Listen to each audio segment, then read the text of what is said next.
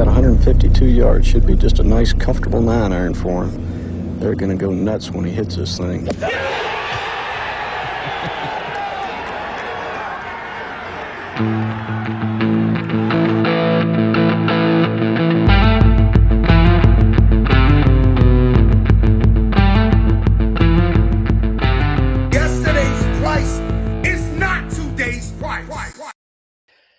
Yo. Welcome in, golf fans, to another episode of the Preferred Lines podcast. My name is Joe Idoni. At Tour Picks is where you can find me on Twitter. And this is Preferred Lines. We are a golf gambling podcast, and amongst many other things that we like to talk about on this show, I bring an expert guest along the way with me every week. This week, nothing short of that as well. And we're going to talk about the BMW Championship, recap a little bit of what we saw last week at the Fedex Cup.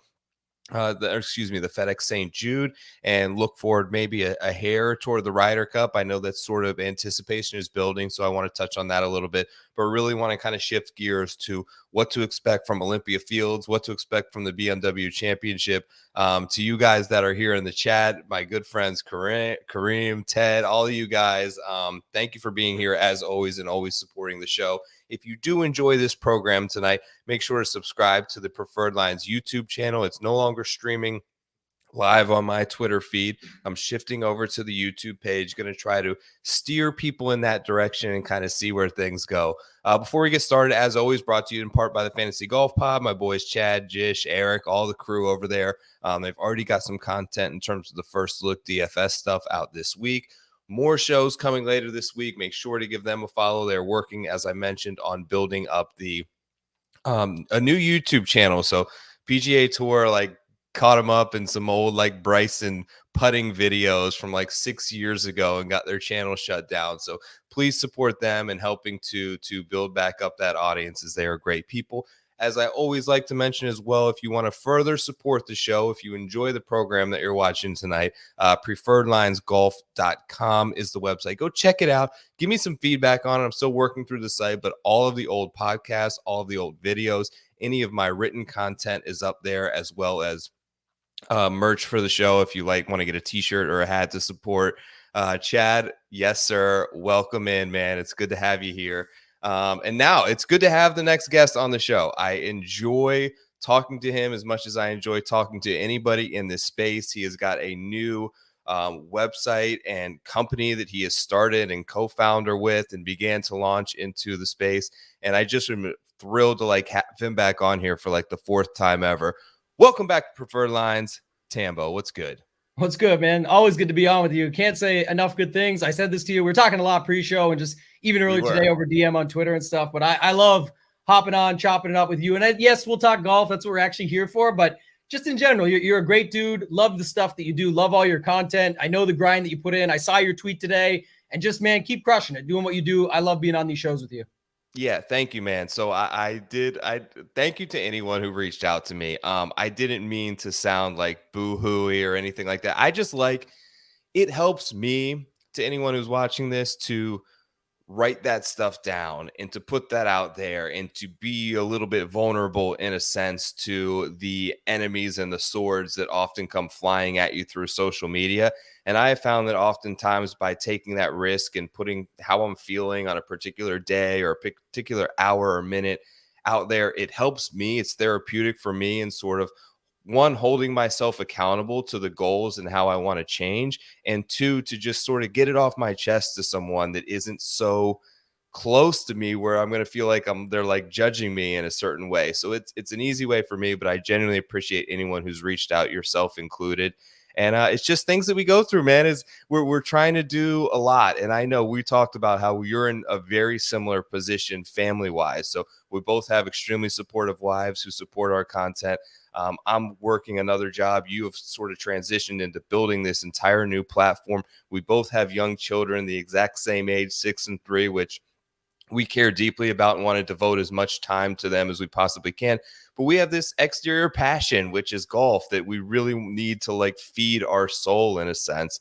How do you manage the daily grind? It's, every week of golf content while continuing to have some sort of perspective on life and family and happiness. Yeah, it's a cliche, but it's what I always say. Obviously, family first. And I do really make that a thing here. Like, again, people will say, oh, you're not working the weekends, you don't grind, or they'll say all this stuff. We're always working around the clock in this space, whether it's coming up with ideas, being on Twitter, creating your schedule for the next following week, whatever it might be. But like you said, it really does come down to that. So if it's a certain thing, like where I can just know I can help my wife out a little bit because she's grinding so much, taking care of these kids while I'm down here in the studio working from home, creating stuff, working on business meetings now, stuff like that, where you just have to sort of recognize that and try and make that time. And I also do like other little things where, again, people will frown on it or say whatever, but I also look at like, do I want to go mow my lawn for an hour? Or would I rather that hour be time I could spend with my kids? And the neighbors across the street are, entrepreneurs trying to make a few bucks, wanting to do it for $20. Like, sure, mow my lawn for $20. I'll spend an hour with the kids and not go do that. And it is what it is. I think of all the possible ways to put them first, but it does start with that. You talked about a supportive wife. If you don't, in anything in life, I think this matters, and it's the obvious, but especially in this, like where, not everybody gets gambling. And it can get like a bad rap on some of this stuff, like gambling for money or betting your money or, putting all these golf bets in, playing DFS. Nobody understands all that stuff. But if you have somebody who does, or at least supports you enough to understand that it's your true passion, it's what you want to do, that's the only way you're going to be successful in this stuff. And really, it comes down to like anything. If you're playing DFS like I do full time, you need that. Like I go through, like I compare it all the time, but like professional golfers, there's slumps, there's downswings, there's times that are tough. That you're like, and then you're watching other people win that you usually were winning and they weren't. And it's like, you have these feelings and thoughts around it. But the biggest thing is just keeping your head on straight, focus more on yourself and your family. Like you said earlier, like, again, family first we talk about, but like just everybody has different things they're doing and working on. I think other people think others care more than they actually do. Like no one probably really cares what you're up to, and you don't need to care what they do. I love that you're vulnerable and you're genuine and you'll just throw it out there like that. Like you said, I think that's really a solid way to be. Just you are who you truly are. You wear your heart on your sleeve. And I love that. But I'm just saying in general too, like, I think if you just focus on, where you're at and where somebody else is at, doesn't matter really where they're at. You can have a goal, and I do set goals and want to get there, but really it just comes down to execution, man, putting in the work on your own, having a clear mind and moving towards what you want to go to, and really just have to do that daily. Yeah, dude, honestly, a lot of like inspirational stuff that you talked to me before this about how I hope you don't mind that I share it, but how you sort of developed a business plan for your new venture like 7 years ago, and it took that long to come to fruition. I sometimes lack patience, and I need to be able to take pride in some of the little wins that you get throughout the year and continuing to build an audience and a following and people who are willing to sit here on a Monday night on YouTube and watch me talk about golf. Like, I really am grateful for that. And I didn't mean that in any negative way. You also mentioned the support system that you have with your wife. And I think that's extremely important. And I'm very, very fortunate to have that. Not only does she assist with putting my kids to bed right now so that I can do this show, she's like the biggest advocate of mine. Like there is this connotation that you mentioned with doing a gambling show and a betting show where I have a lot of close friends, Tambo, and family members that have never even watched my show. They don't even know that I do this because I'm not the greatest at like going out there and like selling myself. And like, I don't know, I shouldn't be ashamed of it. And I'm not ashamed of it, but I'm not like a great salesman for myself. And my wife will do that. Like, she'll tell her friends, like, he has a golf podcast and this is his studio setup when they come over. And like, I don't know why I feel a reluctancy to do so. I think part of it is putting myself out there may be easier for me on a place like Twitter, where I'm not going to have to run into these people, but it's more difficult for me and people that I see in like everyday life to be like, yeah, I spend 3 days a week, in this room talking about golf. And they're like, well, how many subscribers do you have? And how much do you make off that? How do you, and I don't want to answer those questions because people just don't get it. And that part of it, I'm still working on. Yeah, I think there's definitely something to that. Again, like that's where I look at it. Like, you find out who your real friends are. You find out that, like, again, you should be able to talk about your passions and want to be able to share those things with your closest friends, family, etc. And again, like you said, obviously your wife, huge supporter, which is great because I know I've got friends where, like, again, I play a lot of DFS. That's, if those that don't know, that's what I'm doing. But like, I had one friend win $10,000 on DFS, and that was like a crowning moment. You think the support would be there. Everything's awesome. Let's go. And it was actually like time to shut it down. Like, he couldn't play anymore. She was like, awesome. Now cash out. And it was like you hit your bet, you won, now cash out. I can go for that plan if we're at the slot machines at a casino. You win $700-800 on a slot machine, it's probably time to cash out, either move to a different game or just call it a night. You won. I'm not going to rehash everything with that slot machine. But I mean, this guy was just starting to find his groove, but because it was gambling, it was like a negative thing. Like, you got lucky, you won, now you got to catch. What if that was him catching his stride? I know there's a lot of luck involved in saying, but like that made him more passionate about it, wanting to play more. But then what do you think happened? It's like becomes sneaky game now. Like, he has to, like, she might check the credit card, if he cashes out, he has to redeposit, so then she'll see it, and then it's like went against her wishes. If you don't have the support system in anything, that's going to be a problem. But as far as the self-promotion, I actually think that's where you need to take it up a notch. And again, like, I forget the exact breakdown of it all, but you probably see some of these things or read books around it, and just some of the things that you see on Twitter, all these gurus and stuff talking about it. I don't take it at face value all the time, because people are saying a lot of stuff on Twitter and things like that. But one thing they'll say is like, there's going to be a lot of people that aren't into what you're doing or hate on it even, and aren't for it. Well, they were never going to be a fan, a part of your audience, or a customer anyway, whatever we're talking about here. It doesn't always have to involve making money, but my point being that they just never were going to be that support system you talked about. Some people just aren't going to care. They're going to be the people that you tell at a party that are like, right on, cool, and then move on to the next topic. That's okay too. They're probably not into it, but then you're going to have people that do support it and start to be like, well, what's that all about? And then you see them at the next family or friend event, and they're like, hey man, I actually checked you out. I found you on YouTube now, and I was watching some of your shows. I'm kind of into it. Like, can you tell me a little more? And even though that can be annoying sometimes if they're going too deep into it or whatever, it shows they actually care. And that just, if you translate that now to Twitter, I know where you said you're much more comfortable doing it, you're seeing a huge audience boost because of this. That's the difference. You just have to take it out into the real world some too, and let people know what you do. I rock the hat with the hashtag on. I don't care. Like, I'm promoting all the time. What, ship it? Like, and then I get to explain it. But it's really comes down to, again, just knowing that not everyone's going to be for you. Some people just aren't going to care either way. They're right in the middle. And then some people are going to be super supportive. You don't know or have a way of finding that out, though, if you're not out there actually doing it and presenting it as that way. And everybody starts somewhere, and then there's building from there. Like, anybody right now that you're like, wow, that guy has 300,000 followers and he's super popular now, they started somewhere. Like, you don't just wake up one day with that. So they did something that eventually caught eyes and more attention. And you'll see it all the time. I'll just continue one more thing on it. But like, it's the difference too, Joe. And I think you do a great job at this. Like today, your post, not like it went viral, but I'm saying enough people saw it. There was a great support system there for you. You start to see people come out that were like, man, people are, supporting me that you probably didn't even know, might not even know, watch your stuff or have ever seen your thing or anything. They're just there saying, I can support this guy. And now I'm going to chime in because it sounds like, he's having a rough day, and that's okay. Everyone has bad days. It's fine. But like the point of that is that like those people are stepping up out of the blue to come and support you versus, you wouldn't even have known those supporters maybe existed, and it didn't go viral, but that's way more powerful for you starting to get wow, there is some traction here. I am doing the right thing versus somebody makes a tweet that's funny that goes viral and gets 500,000 views, and they'll pick up like six followers or something. Like, it's not about that. I'm just saying, like, the point being, going viral all the time and doing all that doesn't necessarily build your audience. Right. And like you're talking about going out, whether it's in public or on Twitter, however you go about it, be real, be genuine, be transparent, be who you are. And you see a lot more from that because people want to talk to real people. That's just what it comes down to in this life.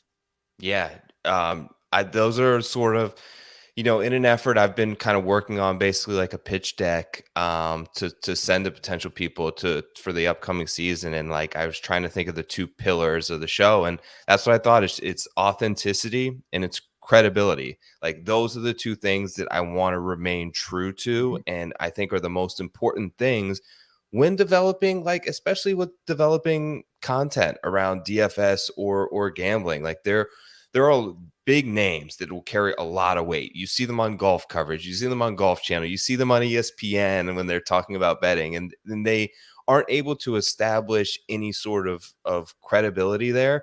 And the other difference, there are a lot of people that are extremely credible, but they don't come off as authentic enough. And that's one of the reasons I sort of am envious of you in many ways, is you kind of have always had both of those. And I wanted to ask you a little bit, and I hope you don't mind talking about how with like the launch of Ship It, because there were people, you had plenty of haters on that, right? And they're always going to be there. And how do you go from, being a part of like a bigger brand and an asset to someone else to all of a sudden converting that and saying, I'm going to like have the balls to be an asset for myself. Right. And I know that while there's going to be 50 people that hate on this because they have nothing better to do and they're insecure about themselves, there's going to be 500 people that really value what I say to every 50 negative ones. And I'm going to bring them with me. And instead of doing it for somebody else, I'm going to do it for me. Yeah, I think it really comes down to, like you said, talking about the being genuine, being credible, having a good reputation. Like if you have those things and they're all sound, first of all, like the hater side of thing, if you want to call them that, I try to be friends with everybody. And anybody who does say, you can just kill them with kindness. Like there's nothing they can say to stop me. This path that I'm on, the passion that I have for this, it just leaks out. It's not, you can't make this up. It's what I love doing. And I think there's so much confusion with that. Like people talk about tout sites and starting, like we also have tools, projections, the support system of being in a Discord around like-minded individuals that have similar goals and mindsets that actually want to get better at DFS. I had a different vision. I was willing to bet on myself instead of taking an offer at a previous workplace because I wanted to do something on my own. That's what you talked about earlier. I'd sent an email back in 2016 to someone in the space about helping build a website, thinking I was going to do it back then. It's sort of an everything happens for a reason, or a like a chain reaction or something, however you want to call it, where maybe I did it back then, it wouldn't be the same outcome as today. But for me, hopping in and doing it really comes down to like the misconception. Like everyone's like, oh, they just do it to make money because they suck at DFS now. I played more last weekend at a no-cut stupid event and more this weekend with the 2 megas and all that stuff in PGA DFS alone than I've ever made off a single month working or owning any site. Obviously just starting this site 3 months ago, but that's 1 weekend of DFS play that if I lose it all, it's the same. Like it's not what you do. It's either your passion or it's not. I love helping people. My whole life has been sales and sales management and general management so I'm either selling for myself to make commission, which I love, or training people to do that, or training managers to train people to do that, or, training finance managers that when I was an outside salesperson in the auto industry, like I like training, coaching, developing. Somebody's got to do it. I truly love it. I like helping others. You have people will have no idea that the haters, that's why I don't care about them, have no idea the amount of DMs. And you can go on Twitter, search @ToeTagAndTambo with the word thanks, and go look how many people that have made huge money and been excited that I helped them change their lives. In some cases, that matters more to me. And I don't care. Again, there'll be people that say, that's not true. Say it. I don't care. Like I live a good life. I'm excited. I'm happy. The people around me are happy. I'm helping other people. They know who I am. If there was such a bad thing there, then why would my reputation not be bad? Why would there not be other bad stuff around me? There's just not, because that's who I am. So I did my own business because already I'm in the business of gambling. Betting on myself made the most sense. I had a good offer with good people, wish them nothing but the best, but I felt like my vision was different. And what I'm trying to do right now with the site with Hoop, myself and the rest of our team at shipitnation.com is just to make it where it's, if you actually want to become a better DFS player, then join the site. It's not just if Hoop wins or if I win or anything like that. We have tools, we have projections, we have the Discord. We just recreated a 4-hour education course to put our money where our mouth is again. Like, don't talk about it, be about it. Go out and do what you say. And you said it best earlier. That's what you want to be about. That's what you should want to be about. If you do what you say and under promise, over deliver, and continuously add value and make people's lives better, whether it's 90% of stuff I do is for free, by the way. So that's where I say, if you can't sign up, don't sign up. You need money for your bills. You need money for your bankroll. You need money for everything else. Stick to that first. What I'm saying is, when you want to get more serious about it, you can work out at home. You can eat right at home. Yet people still hire personal trainers, get gym memberships, do all that stuff. Why? There's certain accountability to going to that. There's certain extra shortcuts and mistakes I've made that you can maybe learn from. I really treat it like that. And again, I just don't care what anybody else thinks. I'm me. I'm always going to be that way. And I love it. And I really try and support and help as many people as possible. And there's no, that'll be good karma. It's just, that's the right way to be. I've been raised that way. That's what you do. And if other people don't like it, then just go away from them. Don't be around them. Drop them.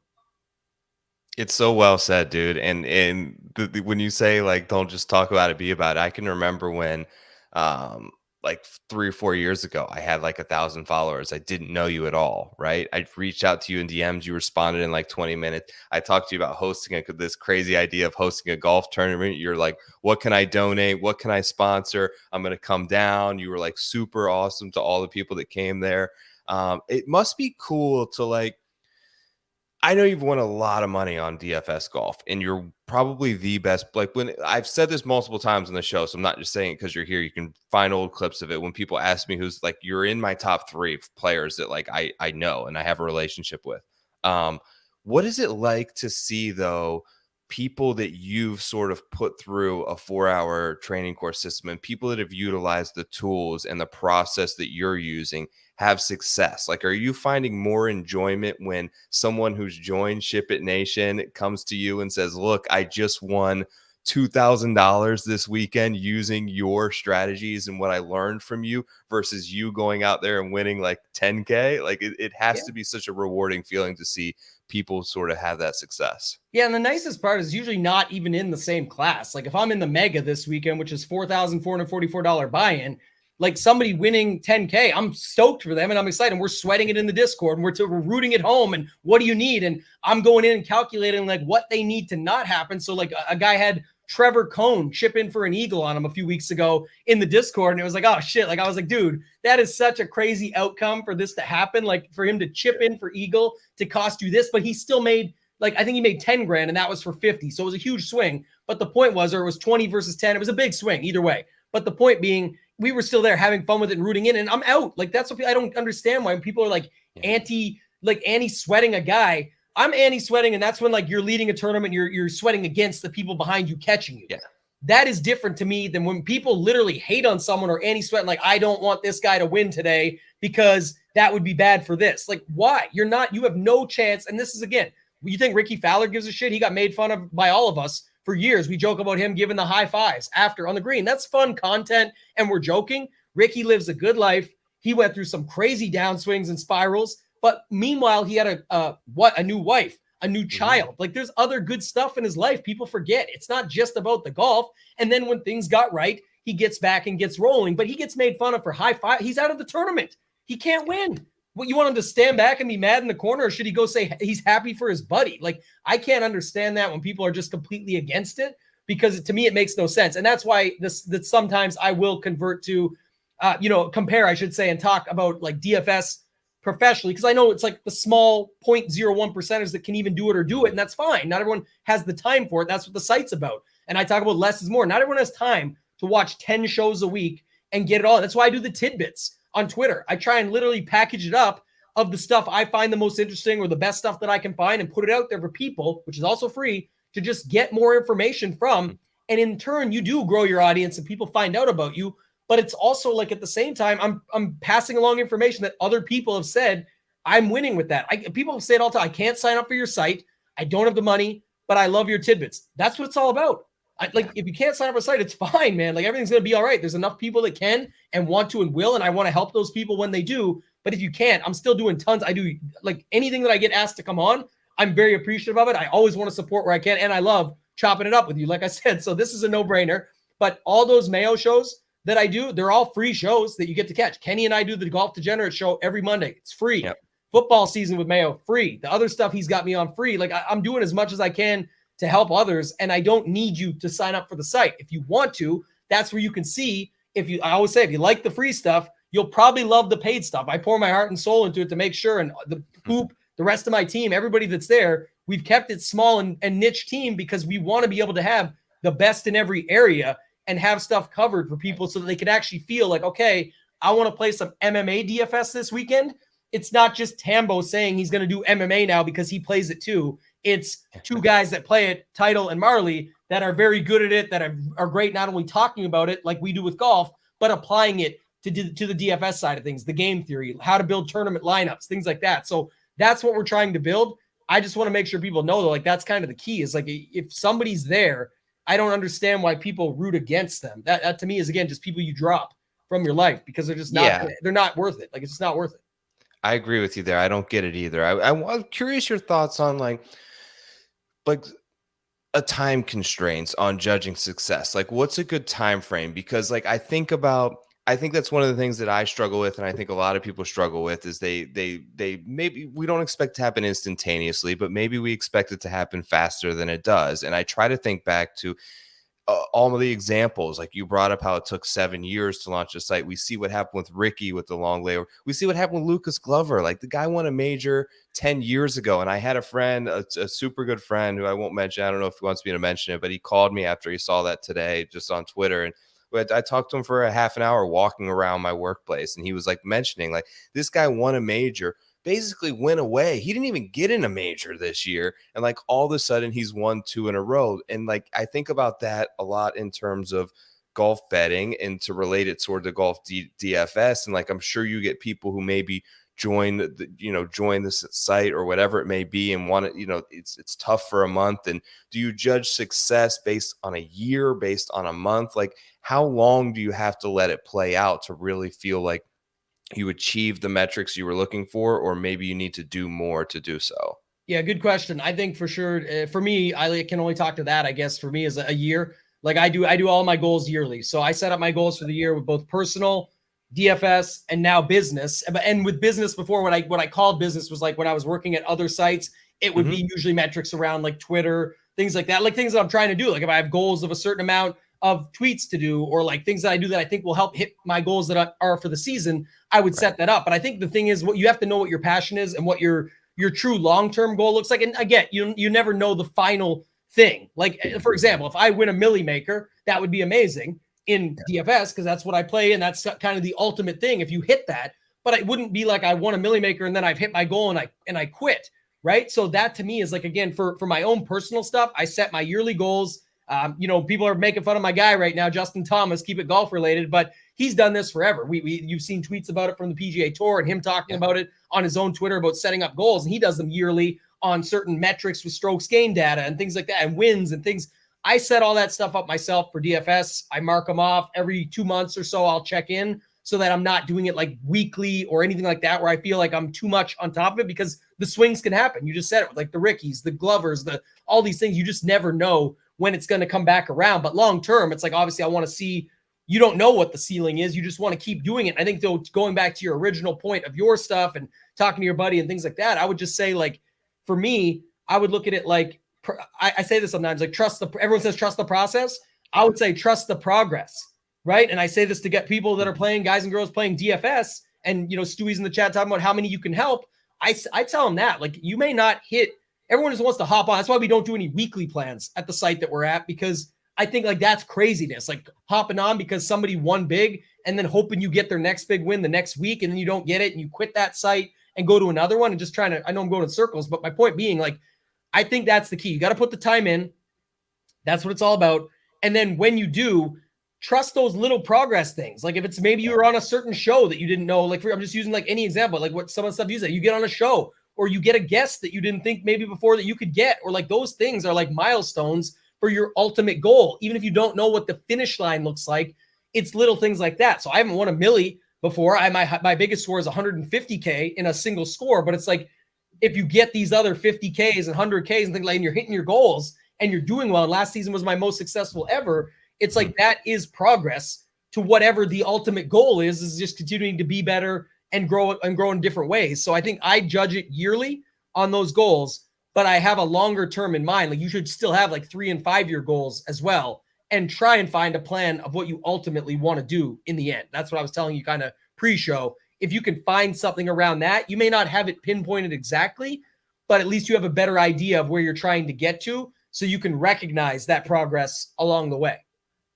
Dude, awesome stuff, man. Like honestly, inspirational stuff. If you had any questions about considering joining a site that could help you along with DFS, if you want to learn from literally one of the best players that I know, and obviously a completely genuine person that is an open book to sharing information that is helpful to you in life, you should really consider Ship It Nation. That was pretty awesome, dude. I want to kind of shift gears a little bit. We spent a half an hour talking about it. I appreciate every second of it, but I do want the people who are here for a little bit of golf. Let's kind of do it in segments first. I want to do kind of a Ryder Cup check-in with you. We'll talk about it really quickly. Yeah. 6 auto qualifiers. So I think the biggest one for me is I think that there is a chance that Max Homa surpasses Brooks Koepka in terms of the points race. Do you envision any scenario where Koepka is then left off the team and not taken as a captain's pick as some sort of statement against we're not going to bring live guys into this if they don't qualify? I don't think so. No, I've got him pegged in. So he's in on my part. I hear where you're coming from on that, but I definitely don't think that is the case. I think, like Morikawa, Spieth, Ricky, like these guys, to me, there's just no chance that they're off the team. Brooks is on the team. Like Ricky's a no chance off for you. I think Ricky's on the team. Yes. So I'm going back and forth on how I'm saying it, but yes, Ricky's on the team. Morikawa's on the team. Spieth is on the team. Yeah. Regardless what happens with Koepka there. I mean, Koepka's on the team. So I guess Xander probably needs a captain's pick. I think Xander needs one. Yeah, I had it up here earlier when Kenny and I were talking. I don't think there's any question there either. So yeah, I think it comes down to, do you believe Fred Couples in saying that Cam Young is on the team? Because now it kind of feels like it would be hard to go back and say no, but I don't know. You could see it. And then it's like the JT, Finau, Glover. I think that's a pick Burns, too, right? maybe. And Burns. And like Denny and Keegan, like long shots. But like, I think it's a pick 2 at all those, right? Is what we're down to now? Yeah, well, I think so. If Homa qualifies, which if he has 2 more good weeks, I think he's going to pass Koepka. So the next 5 spots, I agree with you. It's Morikawa, it's Koepka, it's Spieth, it's Xander, Morikawa, and I think so you're right. It's 2 spots.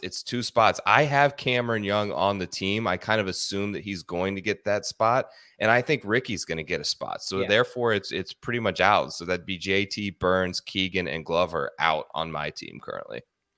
Okay, did you have Finau in then? No, I have Finau out.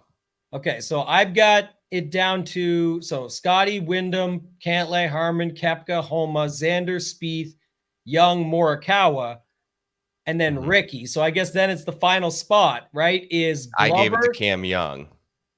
I've got Young in. So my final spot is either Glover, JT, Finau, or I guess Sam Burns, but I think Burns takes a hike. I don't think he gets on the team, unfortunately, unless he does something crazy. Bryson, I don't think gets on the team. That's over. Like that ship sailed.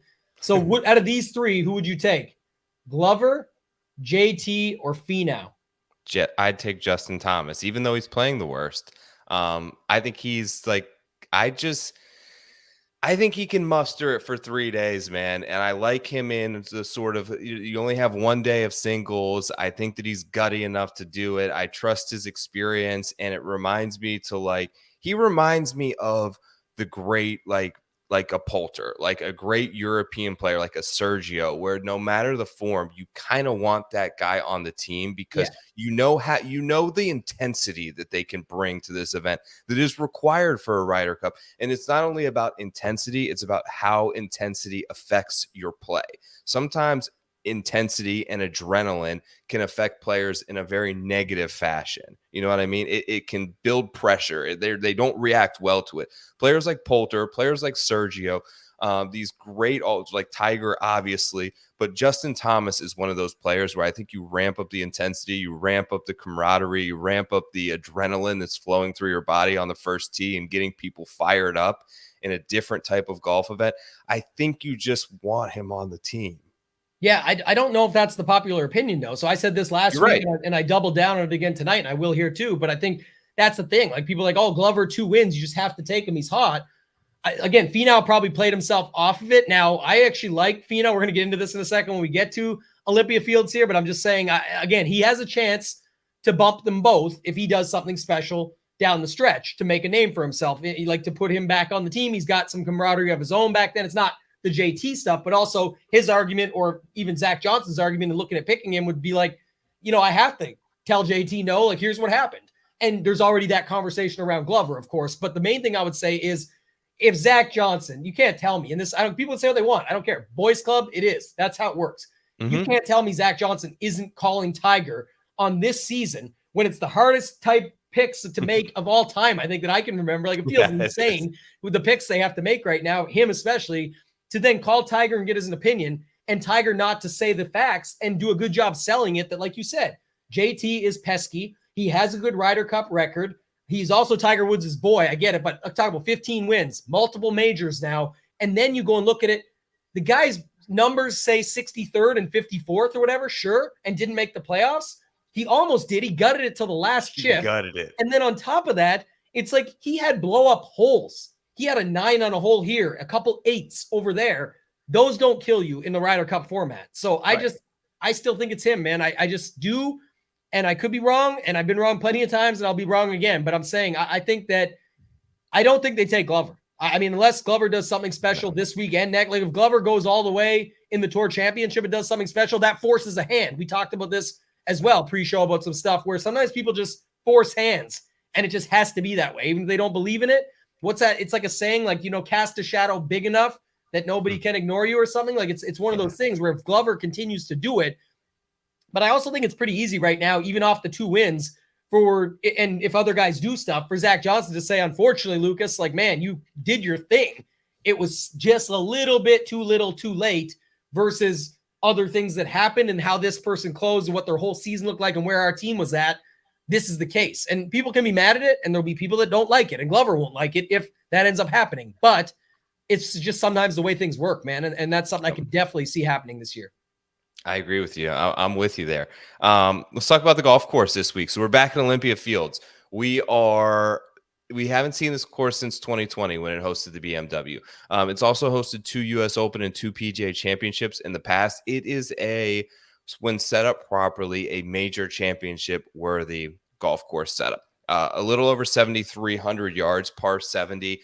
I tweeted out earlier today in 2020, which in the year which it's ranked the 4th toughest course on tour. The opening 2 holes, like the opening hole played like almost 0.4 strokes under par, even though it's like a 640-yard par 5. Like it is a long opening hole. That's a weird conundrum usually when your easiest hole is your first hole and it is a long par 5, but that's the situation. The next 16 holes were an absolute slugfest. Super thick Kentucky bluegrass rough. The firmness of the greens that year, I remember being absolutely incredible. You had to literally run shots up to greens in many circumstances, like you would typically see at an Open Championship or a Scottish Open. You were hitting 15 yards short of the flag on your approach shots, even coming out of the fairway. John Rahm's comments that in that year and just said like it's really, really demanding. Even if you're in the fairway, you need to hit really, really good shots. For me, I lean more on, it's kind of taking the easy road here, but more on approach and ball striking this week, and the ability to sort of control ball flight and spin, I think is going to have probably the biggest thing that I'm leaning on in terms of importance from a stats point.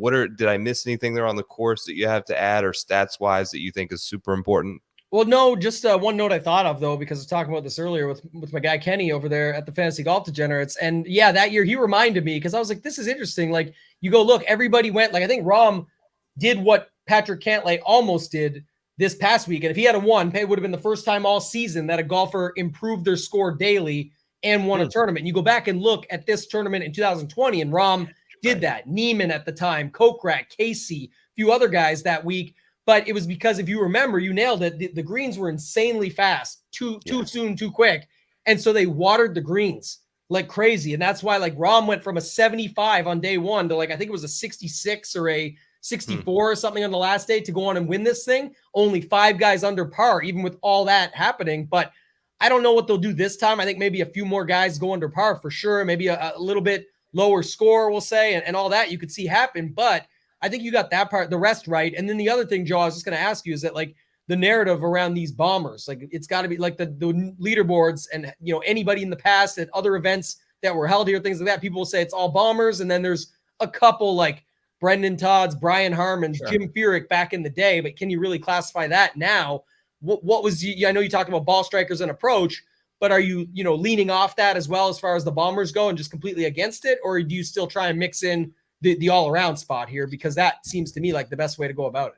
Yeah, I do have some distance in the stat model that I built. I think that it's obviously always an advantage if you're obviously able to keep it on the planet. One of the things about the fairways here is they're not super narrow, but they are angled strangely. And even when you hit them, a lot of the times from the angle that you're coming in to play the shot shape, that angle of the actual, like the undulation of the fairway itself is going to enhance that ball that you can hit in the middle of the fairway, and it just jumps it into the rough.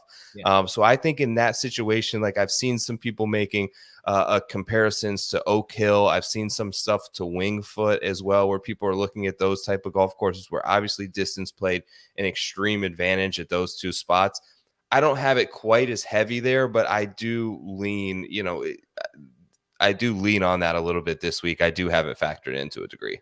Yeah, and I like just, again, standard. Like last week I did it. It was, works pretty well at these tougher courses like this where just hone in on tee to green in general and just find the all around. And I get to the bogey avoidance. Like, again, you just can't make bogeys at these courses. And again, it's okay. Like we make fun of these guys sometimes, the Hidekis and the Corey Connors and guys like that we'll make fun of, but oftentimes they're missing putts for birdie that you're like, oh, that sucks. They missed a birdie, but we don't have, like, par is a great score here, especially after those first two holes, as you showed today on Twitter, where it's like, then it's really take all the pars you can get and you're happy. So I think that's going to be a factor. But for me, with you pretty much on the stats, I really like looking at from the all around game rather than just saying bombers only. The one thing I say caveat to that is, look, it's tough courses. The top guys in the world, like you said, they can bomb it anyway. So what ends up happening is you end up seeing guys that can all hit it 310 plus on Sunday. And people go, oh, bombers. See, I told you. But it's like, they're also the best iron players like that anyway. Like, it's like, so it's really not necessarily what got them there. It's just sort of one of those things. But I do think placement, being able to find your way around it, the short game comes in here as a big factor as well. And then just in general, like you said, the ability to avoid bogeys, I think, is a huge one. All right, I'm going to pull up the board here. Let's bet.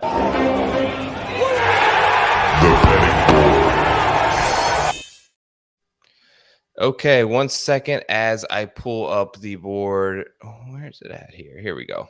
BMW Championship.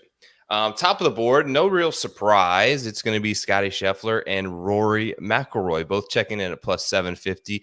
Jon Rahm, off of a disappointing week where I actually bet him last week and had pretty high hopes, is 10-1 once again this week. Patrick Cantlay, after missing out on the playoffs, is down to 10-1 this week.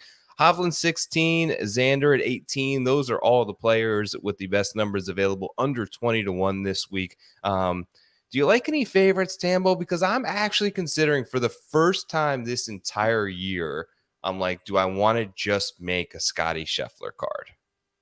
Interesting. I would never hate on that. Obviously, you talk about just tee to green in general, one of the best by a wide margin, but then it comes down to the putter. But who knows? He's going to show up one of these events. I didn't actually look.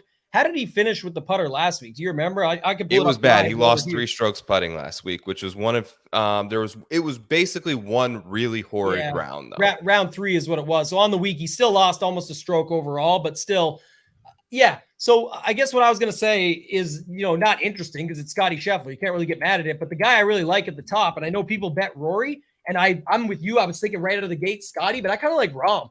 Of all those guys, I really do like Jon Rahm. I know that he won here last time, so it's easy to say, and things are a little bit different now in 2023 than 2020, but a lot more has happened, in the meantime. But I just like all the other thoughts around it, and we just talked about around the green game and avoiding bogeys and being able to putt on these greens and things like that. I really think that's the key. Jon Rahm over 4 days is so key to me, and I really just do think that Rahm is the guy up top for me. That if I was betting here, and I didn't, because I bet other guys down the board further, but he's the guy I like up here, but I can't fault you for Scotty. And in what like I said, really want to focus on tee to green in general. Tee to green fest is perfect for Scotty. I know. And like, I'm right. It was either Rahm or Scotty for me. I haven't taken anyone yet. Full disclosure. I'll have the betting card out obviously on Wednesday. But when I started to look at like just the way that I generate a stat model this week, and I did a lot of filtering with difficult scoring conditions and narrow fairways and some par 70 stuff. And I have 1, 2, 3, 4, 5, 6, 7, 8, 9, 10 categories that I inputted into my stat model this week. Scotty Scheffler was first in 6 of those categories.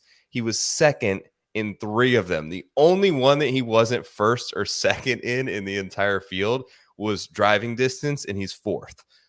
So he's just absolutely dominating from a statistical standpoint from everything that I looked at, especially like when I did a lot of the around the green stuff. I looked at like long rough around the green. How good are you at getting up and down? He's second. And that was where I kind of got thrown off a little bit with Jon Rahm, as he's had some struggles around the green lately.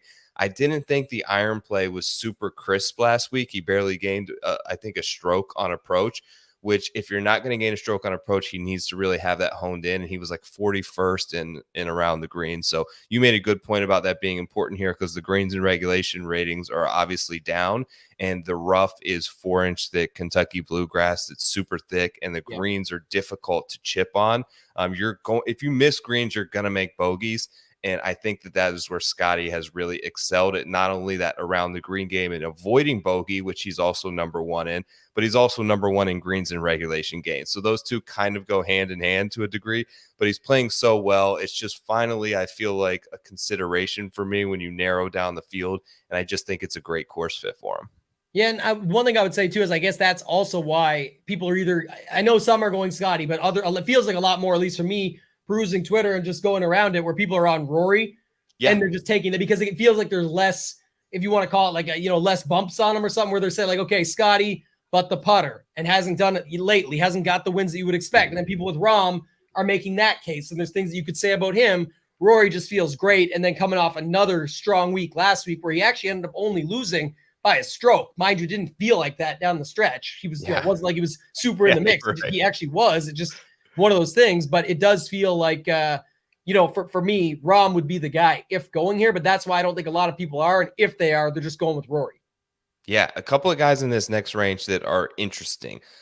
Fleetwood at 22-1. He's been playing so good, but are you going to bet him to win at 22-1? I think a lot of people are inclined to. Morikawa at 25. He hasn't won in a long time either. Max Homa has been through struggles through the middle of the summer, and now got it going back in the right direction at 25. Spieth at 30. Tyrrell Hatton at 30. Hideki at 35. Glover is up there at 35. Cameron Young at 40. You mentioned that you kind of like some of these guys in that next range. Who are you honing in on? Yeah, and I didn't bet this one either, but I have room for him, so I may do this. And it is gut feel. I've had a couple good gut feels in my time, and here's the thing. Everyone bet him last week. I don't think many are betting him this week because they don't like the number. These numbers all seemingly suck. Like you see guys at 20 and 18 and 22. You're like, that sucks. I just had him at 33. And the guy for me is Tommy Fleetwood. To me, this is the perfect setup. He's been playing so good. We already know this. 22 is a terrible number. You don't want to bet it. You're like, that number sucks. It doesn't get me excited, so you don't hit it. But to me, wouldn't it be perfect for Tommy Fleetwood to get his first PGA Tour win, and then everybody put the asterisks on it and say, well, it's a 50-man event. Like, it's not really. But even though it's 50 of the best in the game at one of the toughest courses they'll see, that he goes out and does it, that is a huge win in a playoff time that matters, like the best possible time to get the job done. But then people aren't going to be on it that bet it last week because they don't want to take it at a worse number. And really, he's just been playing some incredible golf. Colin makes sense. Yes. Hatton makes a lot of sense. I did bet Hideki at 30. Some people got 33 or 35. But the thing, like I said, like again, going back, Fleetwood, someone is Scott, my boy Stewie's in there, said, sell me. You talked about Scheffler. I got the similar model up on my screen. Guess who number 2 is after Scheffler? It's Fleetwood. Yep. Tee to green, he's top 10. He's top 15 in approach, off the tee. Third top in 20, mine, yep. Yeah, in everything. And then you go around the green, he's 5th. Bogey avoidance 3rd. And then even with the putter, he's 13th. Like the guy's game is set up. He's been playing incredible golf. I just think it's the fact that we've seen this too many times. We're experienced in doing this where people bet it one week. They don't get the desired result. Even though he crushed, they'll be like, I can't do it the next week because the number's worse. And then it just makes perfect sense, like I said, for him to get that caveat where people are like, albeit it was a 50-man event in the playoffs and not a full field PGA Tour event, but he did get the win. And you can just hear people saying that. Sometimes you just get the feeling he's the guy for me in this range. I know most are on Morikawa, and I'm on Decky. I bet him, but I'm going to probably add Fleetwood. I just want to see how it shakes out. I just wish I could get a little better number on him, but in the end, if you feel it, you got to go forward with it. So Fleetwood's the guy, and I got room for him because my card currently starts at Decky at 30, and it only has 2 more guys after that so far. So my card actually starts at 40. We'll get to my guys in a minute, but you made some great points about Fleetwood, and I'm sitting here listening to you talk about him, and I'm thinking back to like it'd be kind of poetic with the show that we just did, and like you mentioned, trust the progress, right? Mm-hmm. And like not setting your end, like not being so discouraged on not getting that end goal of a win yet, which he hasn't, and it's obviously a letdown. But if you trust the progress, he's top 10 in the FedEx Cup race. He's having his best season ever. He's statistically trending in a better direction than he ever has before. He was in the last major championship sort of final grouping.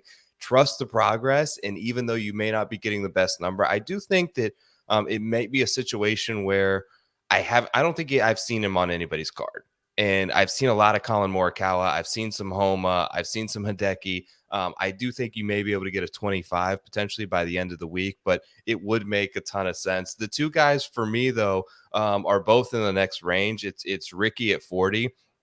And then I took Wyndham Clark at 45. Both guys that ranked very highly in my model. I'm willing to kind of overlook bad performances by sort of both of them last week, as they both have sort of just had really, really great seasons. Ricky, I actually do prefer him on harder golf courses versus easy. I know that he won the Rocket Mortgage, which kind of defeats that, but I think throughout his career, he's played a little better with the scoring conditions are difficult. And Wyndham Clark's just been fantastic. He hits a ton of greens. He's obviously checks the distance box. He doesn't make a lot of bogeys. Guys who compete well in a U.S. Open setup typically compete well at like this type of golf course. If we're talking about difficult, firm conditions, these are two guys that were like in the final group of the U.S. Open. So they both played really well there. They both capping off great seasons. Ricky has a lot of motivation, I think, to sort of secure that spot that we both think he's going to get on the Ryder Cup team.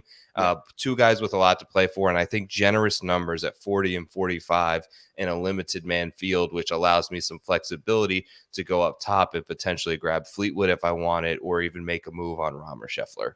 And some of the other books, I'll note too on Ricky, some of the other books have him as low as 33. I know you got all the odds there and they'll show 35s, but there is the 33s there you see. And that's like, again, just one thing I'll look at. So if you got that 40, definitely don't hate that. And also the Ricky thing is another trust the progress thing. You talk about like people say, oh, but he only won the 3M Open. He contended in a bunch of strong field events.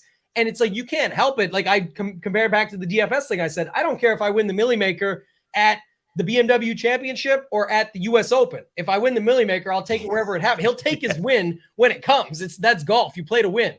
That's the point. He can't control necessarily. He's got control over his game and does stuff, but things happen, mistakes are made. You're not in it, is what it is. But down the stretch, you still got to battle through and get the win regardless of the tournament. So I like the Ricky call. Wyndham burned a lot of people last week too, at least in DFS. So I know we're talking betting, but I think that's where people will just, again, it's just a negative thing around him that, oh, he didn't show up last week. But then I like your US Open comparison because you can flip-flop that. Rahm won here last time and went on to win. He's always played good in US Opens, but then goes on to be a US Open champion. So, I mean, obviously a setup like this, I don't care if it gets a little bit easier this year or not. It's still going to be a tough course and going to play, in that kind of light of how tough a US Open is. So I do like that call quite a bit on Wyndham Clark. And I wonder how many people are betting him or how many people are wanting to back him this week, period. Yeah, it's the best number I've seen in a while. And Ray, thanks for sending this in, is in Chicago, and it rained most of the day. The other interesting thing is the course, I guess there is an avenue where it plays a little easier than we expect because that thing was baked out in 2020 big time. And like if it's playing softer and wetter, you mentioned Rahm sort of increased his scoring as the weekend went on and the scoring conditions got easier. The other thing is there's a new superintendent this year. I don't know if you saw this on the GSAA or whatever the Twitter account is that releases it. The superintendent at Olympia Fields is 27 years old. He was just put into this position like a year ago. He was at their South course before that. He was basically an intern at the course the last time this thing was held at 2020. I'm sure he's a super smart kid, but like that's a lot of pressure as a 27-year-old to be hosting the second leg of the FedEx Cup Playoffs. So, yeah, I just wonder that maybe we're all using this same mindset of it's going to be super, super hard. And maybe it sort of relinquishes some of its grip on that a little bit if the course conditions are softer and maybe isn't set up with the same type of firmness and boldness that this place was set up from, 3 years ago. Yeah, I can get behind that for sure for all the reasons you said, and just in general, too. It also can flip how we just talked about where it was baked out. Guys had hard like 75 for Rahm and then shooting 60s over the weekend when they watered the greens and all that. If it's already got water coming in, it would be likely they score more, but then the wind can offset. And then obviously if it gets like a little bit hotter and windier over the weekend, then things bake out even more. It gets tough over the weekend. Maybe they don't double down and double dip on what they did last time. So the other thing too is this is one of the things that I think people don't think about enough is that like you have the best golfers in the world at this course, the top 50 on the season, at least. They're all playing the best or were. I know there's some thoughts around the swing season stuff that happens for people to get in, but still, I digress. My point would be, if it becomes like if more birdies are out there to be had, I don't think that I'm changing my entire strategy as much because Colin Morikawa can make birdies, Corey Connors can make birdies, Wyndham Clark can make birdies. They're not just this hardcore specialist. Go Ricky, who we just talked about. Ricky can do well on those conditions. He can win the 3M Open. Like I just don't see it changing enough of what I'm doing, and I like what you're doing in sort of value hunting. One guy you didn't talk about there, I know we got to move on, but just quick, I wanted to ask about. I mentioned it pre-show, I think, but Finau. Yeah, tell me about Finau. For him too, 45, like that. That's a big number. It is. And I had it up here, sorry, but go back to Finau for a second. So you just pull up Finau and look, top 10 in tee to green and approach, top 20 off the tee and distance, 14th in around the green, and bogey avoidance doesn't show good on the models right now. But typically in the past, like what you see with Finau is tougher tracks like this and setups like this where he can definitely find his way around it. And it's like he's missing a putt for birdie, but he's tapping in the par. Or that 6-footer, that slider that you're just like, he needs to make that. But again, it's for birdie. He's going to be okay. He just needs to make the par and move on. And he also is in that really like that finite, that little spot we just talked about of those final 3-4 guys, however you want to label it. Absolutely. He has a chance to do it, man. He has to know that if he just bumps these guys, no matter what, if Glover does bad this week and next, and Finau does well, and Young does bad, like there's still a chance he gets in, and he was just on with the team last time out. Like there's definitely a chance he can still get in. I don't hate it for the number, and we know he can win. Like that's a guy that can win a tournament. Just whether he wins this one, I don't know, but I like him in like a 50-man field. Beat 49 guys. I'm okay with it. Absolutely. You're right. I mean, he's got 3 wins in the last 13 months. You mentioned value hunting. I think that he caught my eye there. I guess I had sort of overlooked some of the statistical gains that he has been making recently that you just brought up. Is there anyone are you into a long shot in this range? I have one guy that I bet. Is there anyone for you like above 50 to 1 that is probably your favorite play to potentially make a move? Lastly on Finau, and I'll tell you that one, Finau also came 5th here in 2020. And even though there are different courses, the BMW Championship is set up on some tougher tracks in the past as well. And he's done pretty good in general. But even if you want to say, okay, the time he really played here, 5th. So I'm okay. When he won Liberty, was that the BMW? I think it was actually. Yeah. I think remember, it was too. Yeah. At Liberty National. Actually, I don't know if it was. Maybe I'm wrong on that one. We'd have to look it up. But yeah, the one guy, my favorite bet, and you didn't talk about him, but it's probably because the number dropped. But your guest last week, our friend, Mr. Ryan Baroff, always hits me up on the Monday mornings. And Cam Young was at 50 this morning. He dropped to 40 since, and I think even less now. But man, that was one that could not be passed up. I know some got Cam Davis as their long shot down there. That's who I got. Is that who you got? Yeah, talk to me about that one because I didn't end up following through on that one. I just winning this tournament, no. Playing him in DFS or something or whatever, or taking him with a big each way. I get it, but I just wasn't as excited as others about it, I guess. Yeah, you're probably on the correct side of that. I mean, I got him at 75 to 1. He's up there at that big number for obviously a reason, but I'm just looking at the I was really high on him coming into the year. So it's more of a play where I've just seen potential in this guy and I've seen him perform big in circumstances at major championships. I've seen him do it at the President's Cup, step up big for obviously for the international team. 4th at the PGA, I thought was a great sort of just a jolt to sort of his summer. Then he fell off, missed a couple cuts, but recently, obviously back to back top 10s. He's really been savvy around the green, and I really think that is probably one of the underrated strengths of a player that I think that he has. It's not huge golf course from a yardage standpoint, so I think that his strengths are also obviously the driver recently. From tee to green, he's been phenomenal. Off the tee, he's been gaining in 5 consecutive starts. Just trends, a lot of things going in the right direction for me. So I ended up sort of on that at 75 to 1. And he's probably the one guy. Like there was a point last week where I was actually texting Baroff because we both had Tommy, and it was like Tommy and Cam Davis were tied like on Saturday afternoon or something like that. And I'm like, I shouldn't feel like I'd rather have Cam Davis in this situation, like both of them 2 back when one guy was like 20 to 1 and the other was like 70. It's just, I for some reason I have some confidence in him, like being aggressive enough to close a tournament, and we'll sort of see, but just a big number, small field. That's kind of where it was. He's done, by the way. The chat fixed it up. It was Liberty National was the Northern Trust for Tony Finau. So shout out to Alex there. But I would say, what did Cam Young win? What did Cam Davis win? The 3M?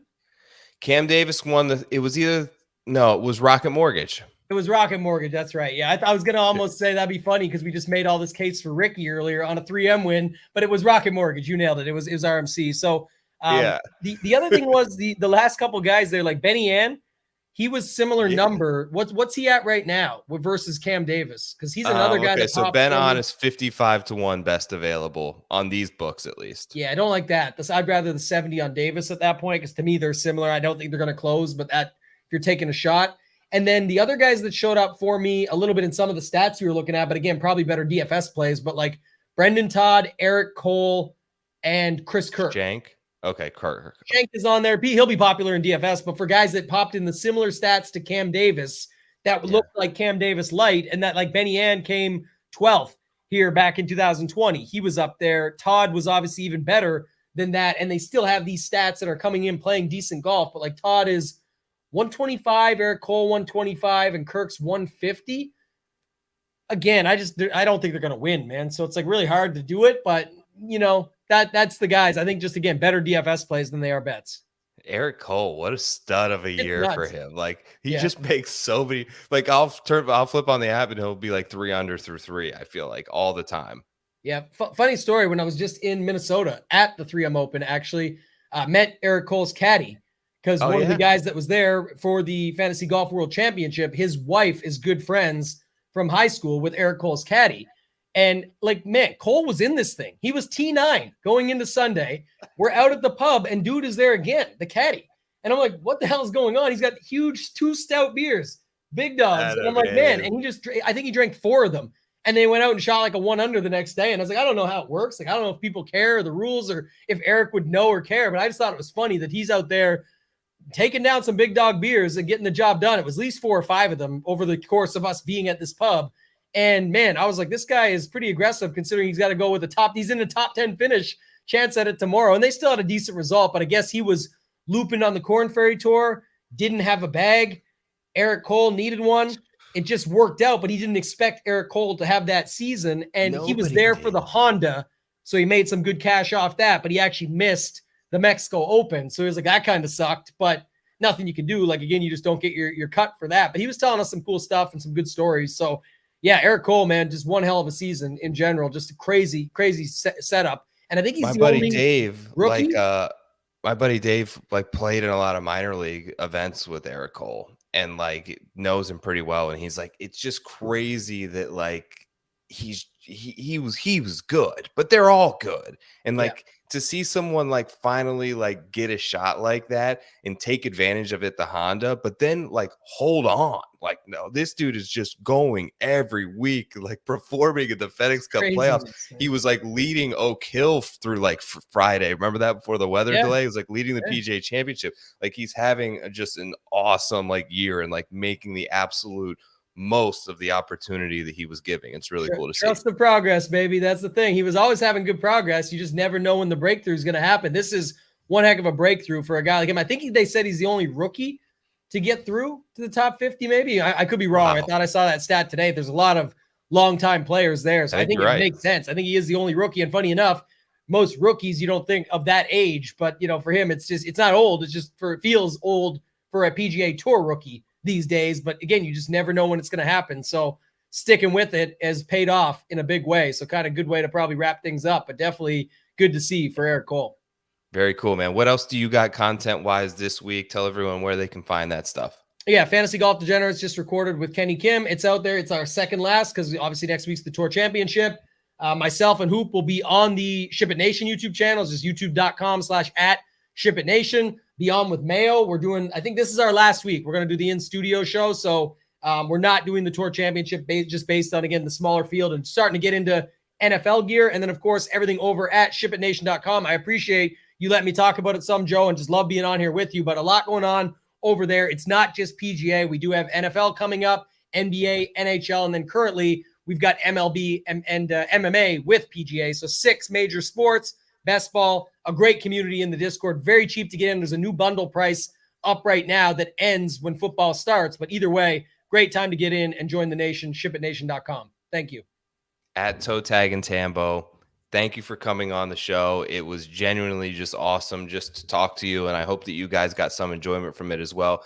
Make sure, if you're not following him, make sure to follow him now. Make sure to check out Ship It Nation. I appreciate you making plenty of time for me tonight, over an hour. So you're the man. Continue to keep doing your thing, and thank you for those much needed words of inspiration, as today was a good day to have them. Keep crushing, man. Love what you do. You're going to keep going. It's going to be awesome. Love it. All big things to you, man. Here if you need Thanks, it. man. All right, take care. Later. All right. Awesome to talk to him. I'm not going to do a huge, long final thoughts segment. Sometimes I will get on here and I will try to kind of do what Tambo just did for me and try to be a source of inspiration to people and try to be uplifting. And today was just a day where I kind of needed that. So that was a great opportunity. We've had it booked for a couple of weeks for him to come on. Thank you guys for jumping in the chat. I'll leave you with this. And it's like something that it just kind of stuck to me all those times, like he was sort of harping on that. And if you want sort of any idea of what we were talking about, just go check out the beginning of the show. But the little sign that he's got in his background there, it just says nobody cares, work harder. I know it's not all about that, but it's just a reminder to continue to keep your head down, continue to do the right things, continue to get your priorities aligned with what your values are as a person, and you will dig yourself out of anything. We're all going through something. Everyone out there who joined the show, something is happening in your life that is not always the most positive thing. And I think that it's important to have perspective in it and to have people that you trust that you can lean on, whether they're friends from Twitter, whether they're family, whether they're your friends that you're going out with on a Friday night. Enjoy the process. Take some pride in your progress, as he mentioned.